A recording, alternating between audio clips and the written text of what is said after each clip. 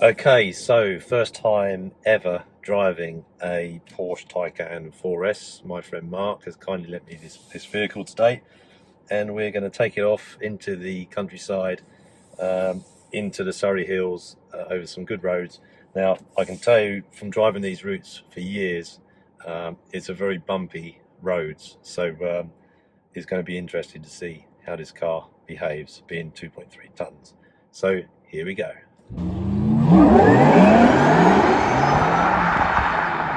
There we go, all right. Wow, it's like being in a spaceship. I mean, on the spaceship Prometheus, Jesus. That's normal mode. So if I'm right, in normal mode, I think we've got about 470 horsepower. I think that's about right. 470, and I don't know if the torque changes. I think the torque's to about 650, whatever mode you're in.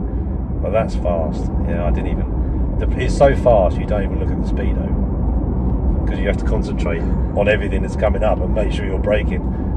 Probably quicker than you would normally do in a normal car. But yeah, it seems to handle it no problem. I'll tell you what I can't wait for is if Porsche bring out a convertible two-seater. Oh wow, yeah. EV. Yeah. Oh, I mean, it's going to be heavy, but boy, is it going to be good. I was at the BMW dealership at the weekend, and I was talking to them about the i8 and because that was released in 2014, and within a year or two, the batteries which are in those motors are going to they're going to run out of warranty. The batteries on this as well are warranted for 8 years. So we haven't been in that area yet where we don't know what's going to happen with the batteries. You know, once your warranty ends, you know, does that mean you have to get new batteries in the car, or do you just keep running them? How much does it cost to replace them? How do they do it? It's all a bit of an unknown, but I would say within the next couple of years we're going to find out. Okay, we're just about to head off again. What have we done? Right, we've just relaxed and calmed down a bit before we set off, but we've now put the car into Sport Plus. It's dropped by 30 mil, and I'm a little bit nervous, but let's see. Oh, we also get a different sound as well, actually. Okay, bear with me. Here we go. So.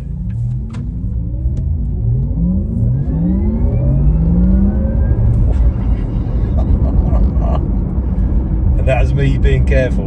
I didn't floor it at all.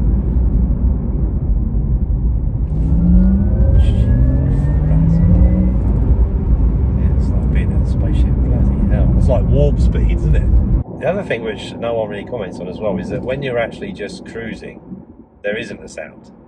The sound disappears, doesn't it? It's only when you start to put your foot down that it actually shifts. Well, shifts, what we're talking about. It actually makes noise.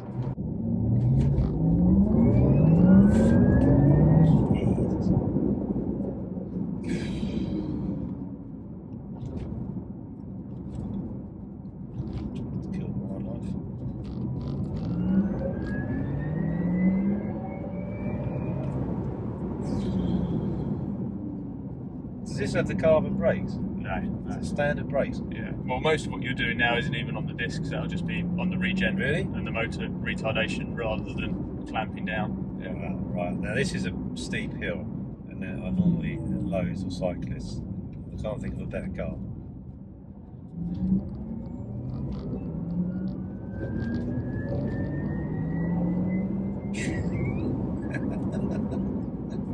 I love the noise. The noise is fantastic.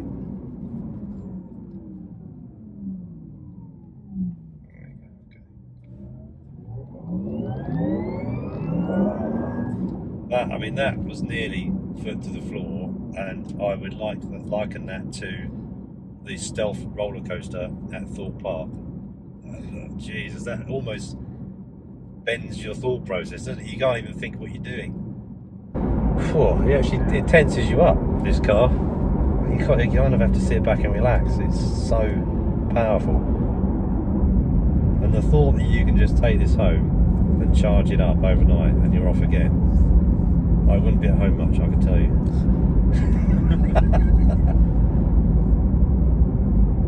and we were doing the maths before we came out, and we both agree that it's probably cost you about £15 to fill the car up to get a, you know, probably 200 miles, 250 mile range. So, you know, that's half, you know, that's diesel car money and probably half the price of a supercar. Right, we've got a change of presenter for 2 minutes. Thanks, Graham. We just wanted to get a couple of shots of it going pretty quick off the mark. So I'm gonna hang it to Sports Plus. Remember what it's like to drive my own car. And see how quickly we can get out of this junction. So here we go.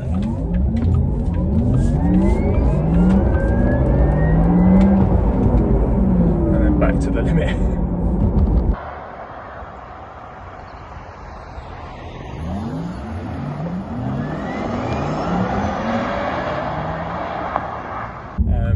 This is what I was saying about a roundabout though. You can just stick it and just let it grip up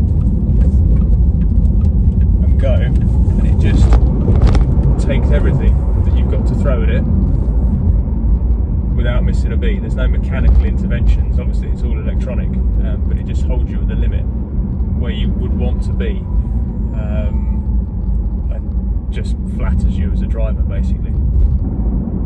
Okay, now we're coming up to bottom of Newlands Corner in Surrey Hills, and luckily for us they haven't fixed this road, and there's a mad bump at the bottom that you've seen in the previous video. So let's see how a 2.3 ton car handles it doing 50 miles an hour.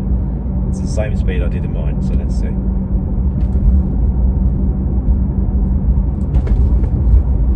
Piece of cake. We're in Sport Plus too as well, which was a bit of a disadvantage. Yeah, we are in Sports Plus, so it's a bit firmer, but in my car, you feel like you've gone over a humpback bridge, you know. It's, there we go.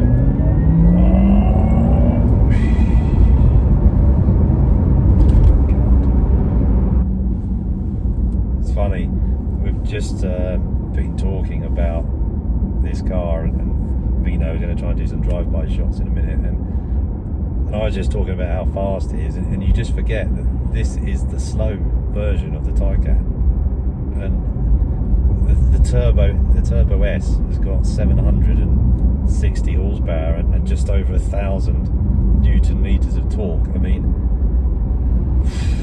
mean, I feel tense driving this. Like, it tires you out, so you got to concentrate. But I mean, Jesus, that must be fast. Have you test drove one of those? No. Would love to. I think the novelty would wear off pretty quickly. Yeah, it might be too fast, might it, for the roads? But it'd be amazing to feel. But what I like about the power in this, it's so smooth that you don't feel like you're going to lose control. It's very progressive from the top of the pedal right the way through, isn't it? Yeah, I should say, the feel through your foot onto the pedal is perfect. There's no snappiness at all. The brake, the space in between the pedals and the floor is perfect. You know, even if you've got big flat feet like mine, it's no problem at all. And the seats are just amazing. I mean, I've not wiggled around once. Now, admittedly, we haven't come far, but yeah, really, really impressive. Mark's recently taken this to Wales and back, and he managed to get away with only 2 charges, and now these were high speed charging points. What would they have been? 350 kilowatts. 350 kilowatt charging. So 15 minutes on one of these chargers gave you around 100 miles. So 2 stops, 15 minutes, 100 miles charge to Wales and back. That's pretty impressive. Yeah, they've probably got the range about right. I think it would be nice if you could get 350, 400 out of one of these, and then you're comparing it to a normal car. I mean, my diesel, that only gets 450 miles out of a tank, and that's a 52 litre tank. So I think everyone would be happy.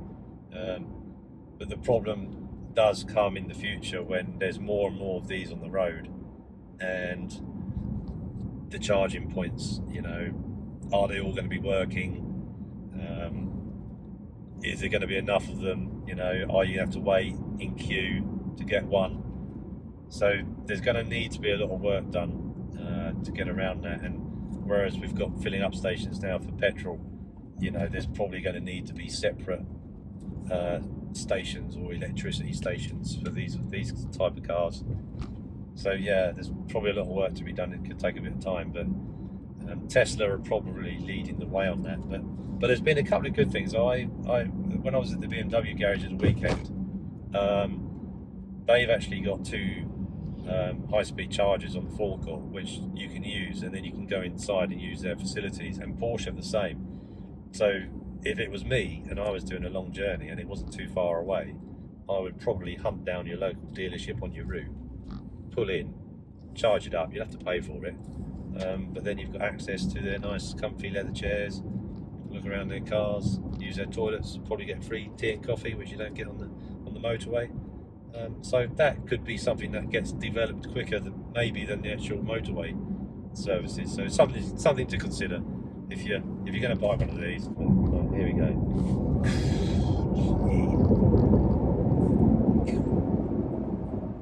And remember, this is the slow one. I was just saying that I've changed the not that you can see it, but I've changed the dashboard layout to full sat nav screen, and it's a beautiful display for one, but you can actually see the whole display through your steering wheel. So how many times have you been in a car where parts of the steering wheel obstruct the speed limit and things like that? But this has been designed so well, typical Porsche. You can see absolutely everything. I can see the whole sat nav thing right in front of me, the speed, the range, temperature, what drive mode I'm in, the time. Yeah, someone spent a lot of time making this ergonomically perfect, and boy, it works.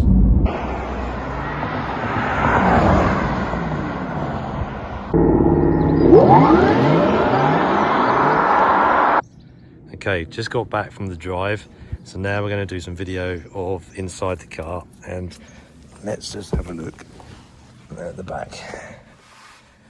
Well, there's plenty of room. I mean, I'm only 5'9" and 3/4. We got the lovely panoramic roof in here. There's loads of room for me, and then that's the view forward. Beautiful, nice, typical Porsche quality inside. Okay, right, let's light up the cockpit of this spaceship. Okay, and here we have high-end sat-nav screen, and as you can see, we've extended the sat-nav onto the dash, and as I mentioned in the video, you know, you can see the whole cockpit through the steering wheel, which is rare. And yeah, it's a beautiful high-end display, everything you need. And to be honest, it's probably better having it all in the middle, because the speed this thing goes, you're so busy concentrating on everything that's going on around you that you really cannot be looking all over the place for information. So the fact that it's all in front of you is perfect. Yeah, it's difficult to know what else to say. It's so nice in here. I mean, if, you know, sort of even the visors are typical Porsche quality, and you can stream films and YouTube through the Porsche communication system. If you've got them stored on your phone, you can probably only do it when you're stationary, but you can do it. And there are videos on the internet. So if you're charging, you know, and you want to charge for half an hour, you can put on one of your favourite Netflix shows and watch it on your high-end screen. So yeah, it's a lovely place to be. And even the passenger side has loads of room in the footwell. A request from my wife always, you know, and storage is ample. So yeah, no complaints. It's as good as everybody says, and the speed in a launch control is the same as being on a roller coaster. Those initial 2 seconds, it really does blur your thinking, and yeah, you just can't quite believe how fast this car is for such a big car. It's impressive. Now, I know you've seen this a million times on YouTube, but you have to do it. Let's just see how nice this is.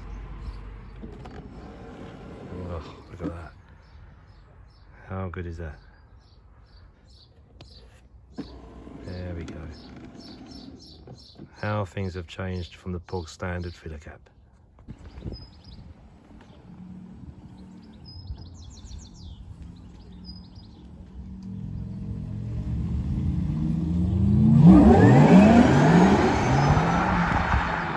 Okay, so just got back from the test drive in the Porsche Taycan 4S.